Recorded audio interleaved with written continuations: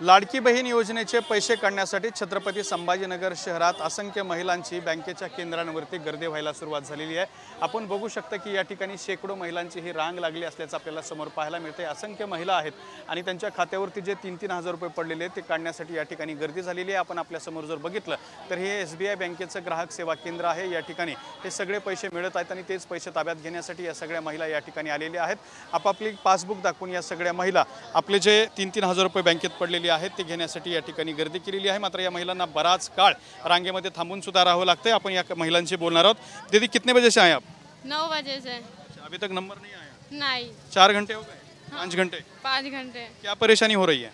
KYC करने की है। KYC करने की सुबह क्या है, घर के सब काम धंधे छोड़ के अभी आप पैसे निकालने के लिए आए कि केवल पैसे निकालने के रास्ते में। आप कब आए दीदी? हम भी 9 बजे आए।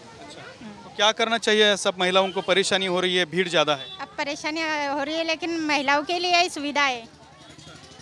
लेकिन सरकार ने इतना टाइम ना लगे, लाइन ना लगे, इसके लिए क्या करना चाहिए? अब उन्होंने देखे 2 से 3 जगह ऐसी ब्रांच रखना चाहिए था नंबर लगाने के लिए। काम करने वाले ना कोई और एक ऑफिस खोले तो फिर जल्दी से हो जाएगा ना। जी जी।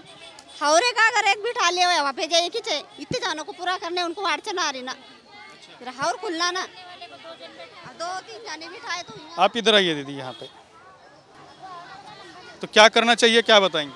KYC करने के लिए 2 अगर एजेंट वहाँ पे बैठा दिए जाएंगे तो जल्दी हो जाएगा काम। आप कितने बजे से इधर? घर पे कैसी परेशानियाँ हो रही हैं? घर पे खाना भी नहीं बनाया आज।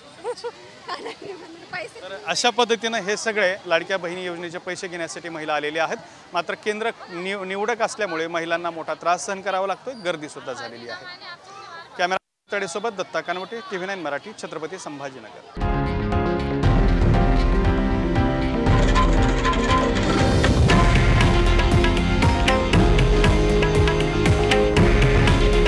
हे आहे देशातील नंबर 1 न्यूज नेटवर्क आणि आपण पाहत आहात TV9 मराठी।